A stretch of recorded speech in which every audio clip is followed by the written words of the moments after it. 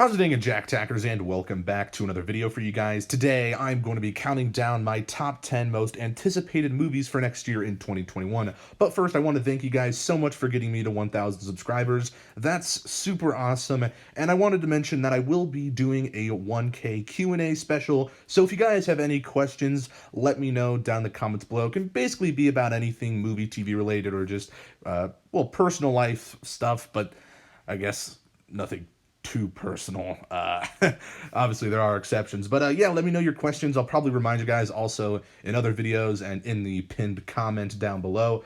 So hopefully you guys see that. And also, I'll be on Twitter and stuff asking questions. So make sure to follow me on there. But yeah, I do have a few honorable mentions before we actually get into the official top 10 list. But before we get to the honorable mentions, I want to say if certain movies don't end up coming out next year in 2021 because of the pandemic, as I mentioned in my most anticipated TV show video for 2021, yeah, it's kind of out of my control, out of my hands, so to speak. Like, if shit gets delayed, then it's unfortunate. But anyway, let's start off with some honorable mentions before we get into the actual top 10 list. I have Nobody, which just got a trailer that came out. Stars Bob Odenkirk. It's a very John Wick-esque film. I think it's produced by the John Wick director. So, pretty awesome stuff. It looks cool. Like, I think it looks fun. Then I have Space Jam: A New Legacy, the sequel to Space Jam. I'm not like the biggest fan of Space Jam, but I liked it enough when I saw it, and I'm looking forward to the next one.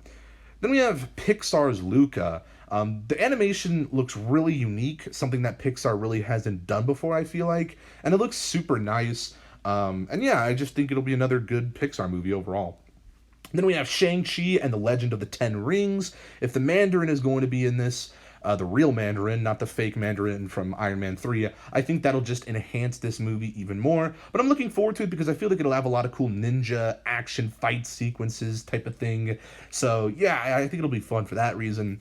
And then of course we have Black Adam, which is starring Dwayne "The Rock" Johnson and is a new DC movie, which there was some announcements made for this film back at DC Fandom. I think the Justice Society is going to be in it, or at least Hawkman, I believe.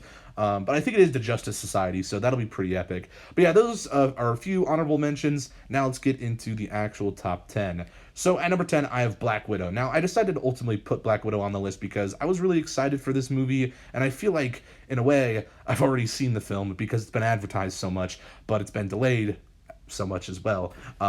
So I just want to see it, you know?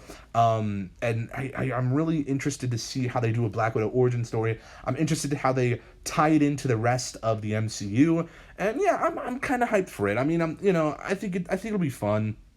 A pretty decent MCU movie. At number 9, I have a film that technically has come out, but not like a wide release. That's Penguin Bloom. I believe it premiered in like the Toronto Film Festival, but I think it's releasing January 21st. Like wide release anyway. The only reason I'm excited for this, well, not the only reason, I do think the premise sounds interesting enough. I believe it's based off a book, but I could be wrong about that. But one of my favorite actors, Andrew Lincoln, who plays Rick Grimes on The Walking Dead, he's going to be in this, and I believe this is like his first project that he's done since The Walking Dead. That's very crazy. So I'm really excited to see Andrew Lincoln's performance in this. And I think the premise, again, sounds interesting enough. But yeah, it kind of has come out already, but not really. I don't know. Then at number 8, I have Morbius. Now, the trailer that they released for this was super interesting and got me a lot more excited for the film. It's probably going to be very multiverse involved. Obviously, we see Michael Keaton in there. Is he the Vulture in this? You know, what's going on? And then we also saw the Spider-Man poster in the background of the trailer. That looks interesting. Spider-Man going to be in it. Who even knows at this point? I feel like anything's possible, though. With MCU and Marvel now, I just feel like, yeah, screw it. We can do whatever we want. So yeah, Morbius, I do think will be pretty epic. At number 7, I have Venom, Let There Be Carnage. I am more hyped for this one just because this is already like an established type of universe, I guess you could say. I'm not like the biggest fan of the first Venom movie, but I don't think it deserves the hate it gets, really. It's a fine enough movie. And Andy Serkis is directing this film, so I think it'll be pretty good. I'm excited to see Carnage, and yeah, I feel like this will just be a fun movie overall. At number 6, I have a bit of a weird one, but I only put it on the list because of the title. Well, and the premise sounds interesting, but it's a film called Spooky Jack. That's very awesome. It's the premise is three siblings move into a new house and accidentally discover that the monstrous things they've been told don't exist do exist, and they are as afraid of us as we are of them. That sounds interesting. Like the I don't know. This is just a very I don't know. We're gonna have to see how this movie plays out, but the title alone, Spooky Jack, that's badass. At number five, I have Night at the Museum: Kamen-Ra Rises Again, which is the fourth Night at the Museum movie that will be animated. And they did announce some stuff about this film. Well, not some stuff, just kind of confirmed it. Even though it was already kind of confirmed, but it doesn't matter. But they did confirm it a little bit more at the Disney Investor Day stream. And if you guys don't know, I'm a pretty big fan of the Night at the Museum franchise, or at least the first one, because I think the first film is like low-key a masterpiece. I love Night at the Museum. So much nostalgia. And the fact that this one will be animated will be interesting. And I'm just kind of hyped for it. Like, I want to see more Night at the Museum. Like, I don't know, man. I'm kind of interested.